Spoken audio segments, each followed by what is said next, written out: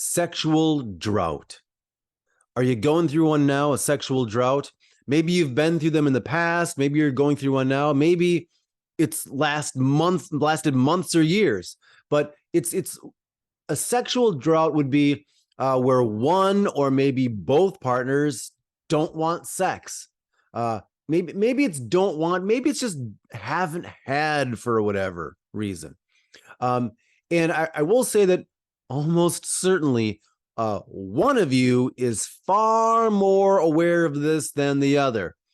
And maybe that's you. Maybe you're the one that's like, oh yeah, it's been, 2 months, 4 days and 16 hours, or, in 27 seconds or whatever. You know exactly. But maybe you've gone through a drought that seems to have a reason. So maybe one of you has been sick or has some sort of health issue, illness, whatever, and you just haven't had sex. And maybe that's you. Maybe you've had something and you haven't had sex. Maybe you even want to, but you haven't because of this issue. And you feel anxious about it. You feel that you've deprived them.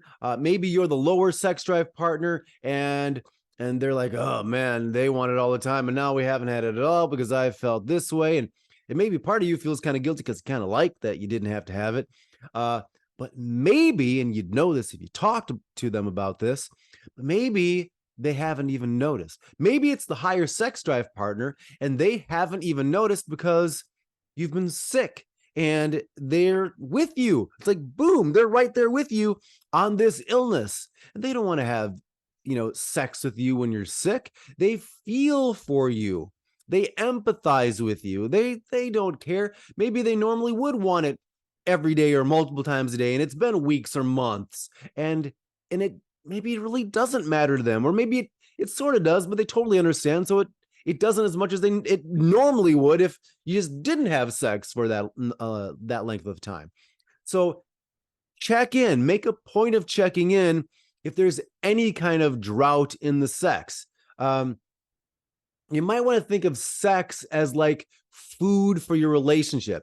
It's the thing that keeps it, alive. You need to feed your relationship with sex wherever you are, the lower sex drive, the higher sex drive partner. You need to feed the relationship with sex. It feeds the connection. It feeds the desire, so that the more you have sex, the more desire there is for sex, that kind of thing. So we want to feed that.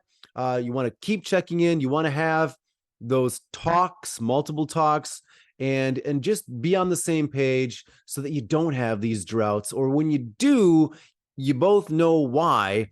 And you both are like, well, when this health issue or whatever clears up, or when we're in the same city and it's not long distance or whatever it is for you, that we're going to get this handled and we're going to get back on track and make sex a priority. If you have any questions, put them below. Otherwise, reach out to me if you need any assistance, and I will see you on the next video.